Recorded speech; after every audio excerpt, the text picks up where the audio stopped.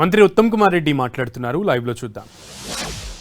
ఆ పీపీసీ నడిపించే వాళ్ళకి సలహా ఇస్తున్నాం. అదేవిధంగా థండర్ స్టార్మ్స్ లో ఫార్మర్స్ కానీ స్టాఫ్ కానీ advise to avoid standing near trees and electric poles during thunderstorms. ఎక్కడన్నా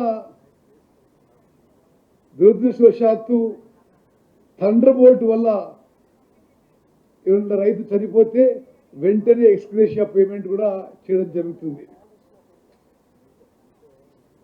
అన్ని జిల్లాలకి state level nodal officers have been designated for daily review and resolution of field level issues. అదేవిధంగా civil supplies భవన్లో 24/7 control room ఏర్పాటు చేయడం జరిగింది. దయచేసి ఈ విషయం మీరు వైడ్ సర్క్యులేషన్ ఇవ్వాలి. ఎక్కడ ఏ ప్రొక్యూర్మెంట్ సెంటర్లో ఏ రైతుకి ఏ ఇబ్బంది వచ్చినా ఈ కంట్రోల్ సెంటర్కి ఫోన్ చేస్తే వెంటనే ప్రభుత్వం రెస్పాన్స్ అవుతుందని చెప్పి మనం చేస్తున్నాం. అదేవిధంగా ఈ అకాల వర్షాలు హీట్ వేవ్ ట్యాకిల్ చేయడానికి ప్రతిరోజు వెదర్ బులెటిన్స్, వెదర్ అలర్ట్స్ అన్ని ప్రొక్యూర్మెంట్ సెంటర్లకి ఇవ్వడం జరుగుతుంది. మరి సాయంత్రం మీ ఏరియాలో వర్షాలు పడే అవకాశం ఉందనో లేకపోతే థండర్ స్టార్మ్ ఉంటుందనో already in advance we are giving weather alerts to all paddy procurement centres. నేను ముందుగా చెప్పినట్టుగా డైరెక్ట్గా ప్యాడీ ప్రొక్యూర్మెంట్ సెంటర్స్లోనే 2.63 lakh టార్పాలిన్లు కూడా ఏర్పాటు చేయడం జరిగింది.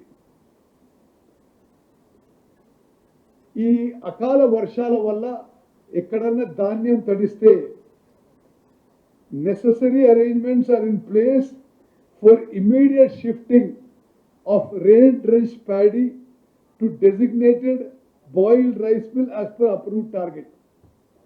ఎక్కడ తడిసినా ఏ మిల్లుకి తీసుకుపోవాలి, దాన్ని బాయిల్డ్ రైస్ కన్వర్ట్ చేయాలి, ప్రభుత్వం అది కొనుగోలు చేస్తుంది. అదేవిధంగా ప్రొక్యూర్మెంట్ సెంటర్స్లో టోకెన్ సిస్టమ్ మేము ప్రవేశపెట్టినాం. అంటే రైతు మరి గంటలు వెయిట్ చేయ అవసరం లేకుండా అతనికి టోకెన్ ఇచ్చినాక ఆ టోకెన్ ప్రకారం ఆ టైంకి వస్తే అతను ఆ ట్రాన్సాక్షన్ పూర్తి చేసుకోవచ్చు. Daily monitoring of procurement operations is being undertaken by supervisory officers at village, mandal and constituency levels. Next. ఇప్పుడు మీరు ఈ అంకెలు చూస్తే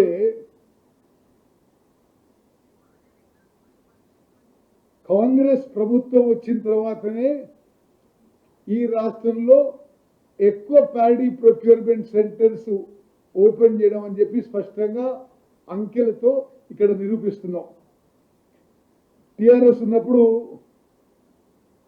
ఖరీఫ్ 23-24లో 6,744 ప్యాడీ ప్రొక్యూర్మెంట్ సెంటర్స్ అంకెలతో. టిఆర్ఎస్ ఉన్నప్పుడు ఖరీఫ్ 23-24లో 6,744 ప్యాడీ ప్రొక్యూర్మెంట్ సెంటర్స్. అదేవిధంగా రబీ 23-24లో 7,100 ప్రొడ్యూస్. కాంగ్రెస్ వచ్చిన తర్వాత ముందు 8,332, ఆ తర్వాత 8,378, ఆ తర్వాత 8,448.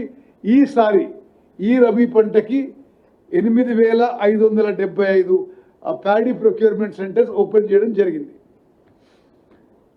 అదేవిధంగా ఈ ప్యాడీ ప్రొక్యూర్మెంట్ ఆపరేషన్లో మరి రైతులు ఎంతమంది రైతులు బెనిఫిట్ అవుతుంది అనే సంఖ్య కూడా మీ ముందు, ఇవన్నీ అఫీషియల్ ఫిగర్స్. మరి టిఆర్ఎస్ అధికారంలో ఉన్నప్పుడు 7-8 లక్షల రైతులకి ఈ ప్రొక్యూర్మెంట్ ద్వారా లబ్ధి జరుగుతున్నప్పుడు 7.37 lakhs, 7.62 lakhs ఆ విధంగా జరిగేది. ఇప్పుడు ఈ పంటలో 13 లక్షల మంది రైతుల నుంచి మరి ధాన్యం కొనుగోలు చేస్తున్నాం. అదేవిధంగా మరి చరిత్రలో హైయెస్ట్ మొన్న పోయిన ఖరీఫ్లో సుమారు 72 లక్షల మెట్రిక్ టన్నులు, మళ్ళీ ఇప్పుడు రబీలో టార్గెట్ 90 లక్షల మెట్రిక్ టన్ను కొనుగోలు చేయబోతున్నాం. చివరిగా ఎంఎస్పిగా ఎంత పేమెంట్ చేసినామో ఒకసారి మీరు చూడండి. టిఆర్ఎస్ ఉన్నప్పుడు ఖరీఫ్ 23-24 10,415 కోట్లు, రబీ 23-24 10,549 కోట్లు, kharif 24-25 12,512 crores, rabi 24-25 17,198 crores, kharif 25-26 17,160 crores. ఇప్పుడు ఈ రబీకి మా అంచనా మేరకు 21,000 కోట్లు ఈ మద్దతు ద్వారా వరి రైతులకు ఇస్తున్నాం. అదేవిధంగా ఏ విధంగా మరి area cultivated and estimated production కూడా మీ ముందు ఉంచడం జరిగింది. Next boiled rice allocation districts అంటే ఒక్క నిమిషం. ఓకే, ఖరీఫ్ పంటలో 25 ఏళ్లలో మొదటిసారి సుమారు 72 లక్షల మెట్రిక్ టన్నుల వరి ధాన్యం కొనుగోలు చేయడం జరిగింది. 11.65 lakh ఫార్మర్స్ బెనిఫిటెడ్. 19,114 కోట్ల రూపాయలు పేమెంట్ చేయడం జరిగింది. మరి